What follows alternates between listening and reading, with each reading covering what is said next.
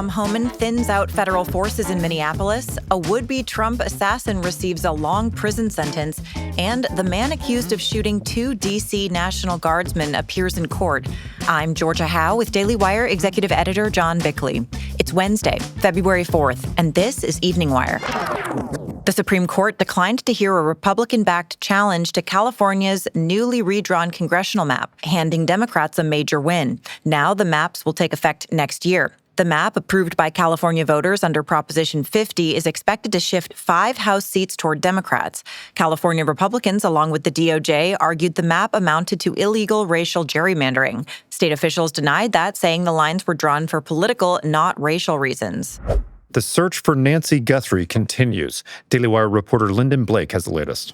As we reported this morning, Nancy Guthrie, the mother of Today Show host Savannah Guthrie, is missing. There have been more ransom notes reported. Pima County Sheriff Chris Nanos said the department is looking into the notes that allegedly have details about Nancy and her home that have not been made public yet. The ransom note also states the demand for millions of dollars in Bitcoin. KGUN, one of the news outlets in Arizona who received the notes, said the person who wrote the note demands the money by Thursday, and if not paid by Monday, threatens to kill Nancy. Pima County authorities came out Wednesday morning and said that they do not have a suspect or person of interest in the case. This case has truly gripped the nation. If you want to learn more about it, you can join me on the new podcast episode, Finding Nancy Guthrie. It's available on the Daily Wire website and the Daily Wire Plus podcast channel. Link is in the description.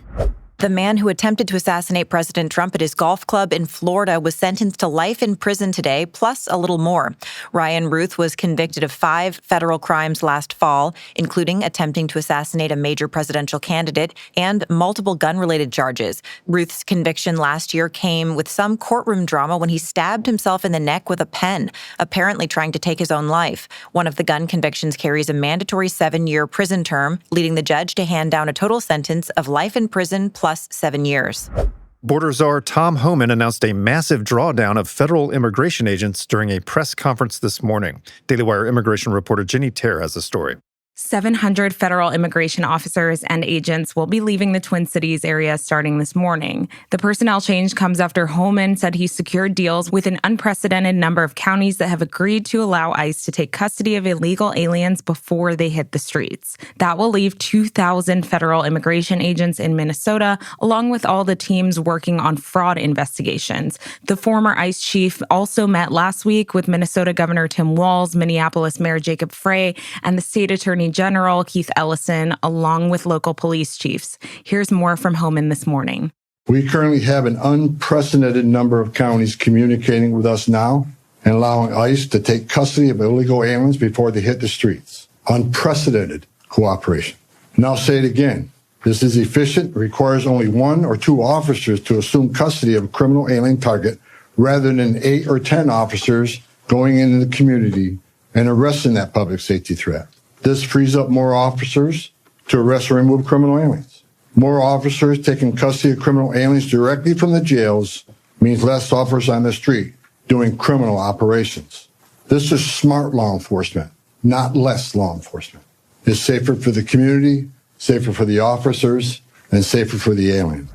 The man accused of shooting 2 National Guard troops in Washington, D.C. in November made his first court appearance this morning. Ramanallah Lakhanwal, a 29-year-old Afghan national living in the U.S. as a refugee, pleaded not guilty to 9 charges, including first-degree murder. Lakhanwal allegedly drove to the Capitol from Bellingham, Washington, and opened fire on National Guard troops the day before Thanksgiving, killing Army Specialist Sarah Beckstrom and wounding Air Force Staff Sergeant Andrew Wolf.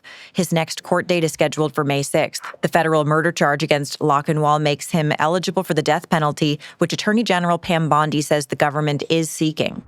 After months of threats and insults, President Trump finally met with Colombian President Gustavo Petro at the White House on Tuesday. Daily Wire Foreign Affairs reporter Cassie Akiva has more. The meeting, which included Vice President J.D. Vance, was closed to the press and said to focus on drug trafficking from Colombia, which is the world's largest producer of cocaine. This meeting marked the first between a South American head of state and Trump following the January 3rd raid in Caracas. A day after that, Trump said that Colombia is, quote, run by a sick man who likes making cocaine and selling it to the United States, and that Petro was, quote, not going to be doing it for very long. Trump spoke to reporters after the meeting. He and I weren't exactly the best of friends, but I wasn't insulted because I never met him. I didn't know him at all. We got along great. Petro later posted a photo of a certificate folder featuring an image of the two leaders on one side, and on the other, a note signed by Trump that read, Gustavo, a great honor, and I love Colombia. Trump also gave Petro a MAGA hat and signed a copy of The Art of the Deal. President Trump held what he called an excellent and thorough call today with Chinese President Xi Jinping. Daily Wire reporter Tim Pierce has more. The call follows President Xi's purge of his senior military leaders and amid ongoing trade negotiations. In a Truth Social post today, Trump said that he had just completed an excellent telephone conversation with President Xi of China. He said the two of them discussed trade, military, and the April trip that I will be making to China, which he said he was very much looking forward to. Trump said the two also discussed Taiwan, the war between Russia and Ukraine, the current situation with Iran, the purchase of oil and gas by China from the United States, and trade in soybeans and airplane engines. Trump stressed, quote, the relationship with China and my personal relationship with President Xi is an extremely good one, and we both realize how important it is to keep it that way. HHS Secretary Robert F. Kennedy Jr. has announced a new $100 million federal investment to combat homelessness and addiction. Daily Wire reporter Amanda Prestigiacomo reports. The STREETS initiative, Safety Through Recovery, Engagement, and Evidence-Based Treatment and Supports, will aim at connecting people struggling with addiction to long-term recovery programs and psychiatric care. Kennedy highlighted that the initiative will be a shift away from previous federal approaches, which he said failed to address the root causes of addiction. In a statement, Kennedy said, quote, addiction begins in isolation and ends in reconnection. Quoting again here, thanks to the leadership of President Trump, we are bringing Americans suffering from addiction out of the shadows and back into community. Charlie Kirk's suspected assassin is trying to fight the death penalty, claiming that President Trump influenced the prosecutor. Daily Wire senior editor Virginia Kruta has the story. Tyler Robinson's defense team argues that the Utah County Attorney's Office has only moved to seek the death penalty because it was clear that was what President Donald Trump wanted. Robinson's attorney questioned Utah County Attorney Jeffrey S. Gray during a pretrial hearing aimed at having Gray's office removed from the case due to a perceived conflict of interest.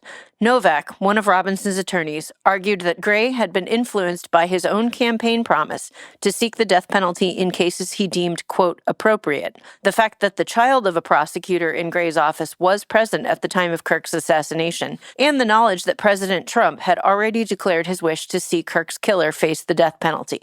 Gray, however, says that his goal was to limit speculation from social media and the press to lessen the anxiety felt by victims, specifically Charlie's widow, Erica Kirk. The defense also petitioned the court to bar all video recordings and still photography in the courtroom during the trial.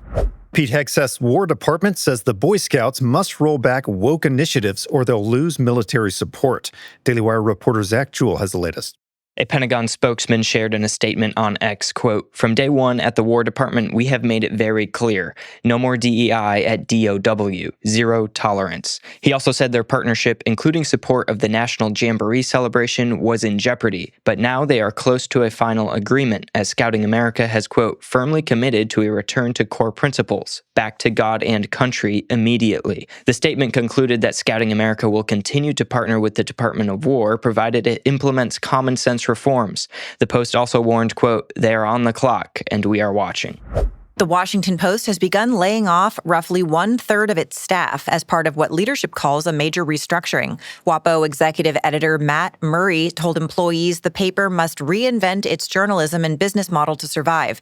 The changes include closing the sports department in its current form, scaling back international coverage, eliminating the books section, and suspending the Post Reports podcast. The Post lost nearly $180 million over the last 2 years and is aiming to break even in 2026. The cuts follow subscriber losses, newsroom unrest, and a broader shakeup under owner Jeff Bezos as the paper redefines its mission and focus.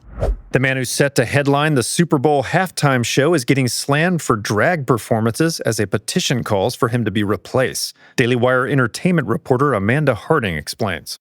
A petition demanding that the NFL cancel left-wing artist Bad Bunny and replace him with country star George Strait has racked up more than 120,000 signatures. The petition makes the case that the Super Bowl halftime show should unite our country, honor American culture, and remain family-friendly, not be turned into a political stunt. Bad Bunny, it says, represents none of these values. His drag performances and style are the opposite of what families expect on football's biggest stage. The performer is known for dressing in drag to, quote, challenge toxic masculinity and support the LGBTQ+ community.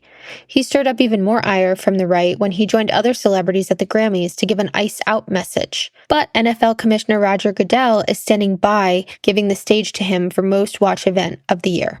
And famed rapper Nicki Minaj posted a message backing voter ID on X over the weekend that has gone completely viral, racking up 55 million views. She wrote, quote, what sensible, forward-thinking, cutting-edge, leading nation is having a debate on whether or not there should be voter ID? They're actually fighting not to have people present ID when voting for your leaders. Do you get it now? End quote. As CNN was forced to admit Tuesday, a vast majority of Americans agree with the performer. Here's CNN pollster Harry Enton. The American people are with Nicki Minaj. I got all this polling on the screen going back since 2018. You'll notice on all of it, it's all north of 75%, 76%, 76%, 76%, 81%, and then 83% in the last year of Americans agree with Nicki Minaj. They favor photo ID to be able to vote. All right, those are your drive home updates. To learn more about these stories, go to dailywire.com. And in case you missed it earlier today, we covered some major stories, including CMS Administrator Dr. Oz exposing billions in healthcare fraud in California, the frantic search for Nancy Guthrie, and the Senate voting to keep a federal agency alive after its CFO confessed to taking bribes. Thanks for tuning in. We'll be back tomorrow morning with another full edition of Morning Wire.